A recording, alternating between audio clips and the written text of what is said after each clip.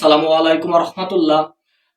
আপনারা দেখতে পেলেন পবিত্র ঈদ উল ফিতরের দিনে তারা এরকম ছোট্ট একটি পিকআপে করে কিভাবে এরকম তারা ডিজে গান বাজিয়ে নাচানাচি করতেছে। তো আপনারা দেখেন যে এইভাবে যদি তারা এভাবে করতে থাকে তা কতটুকু রিস্ক নিয়ে তারা এরকম জীবনের ঝুঁকি নিয়ে এই ছোট ছোট ছেলেদের থেকে শুরু করে মধ্যবয়সী ছেলে পর্যন্ত তারা এরকম নাচানাচি করতেছে। তো আসলে এই যে অপসংস্কৃতিটা, এটা আসলে মুসলমানের কোনো সংস্কৃতি নয়, মুসলমানের ধর্মীয় কাজ নয়। পবিত্র ঈদ উল ফিতরের দিনে তারা যে এরকম হারাম যে কাজগুলো আছে সেগুলো করতেছে। তো আসলে এই যে কাজগুলো দিন দিন এগুলো বাড়তেছে, এজন্য আসলে প্রত্যেকের সতর্ক হওয়া উচিত। আপনার পরিবারের দায়িত্ব আপনার, আপনার সন্তানের দায়িত্ব আপনার, ভাইয়ের দায়িত্ব আপনার। তো আসলে এই ধরনের অপসংস্কৃতি যাতে কমে যায়, এই ধরনের যাতে না থাকে, এজন্য অবশ্যই প্রত্যেকেরই সতর্ক থাকতে হবে।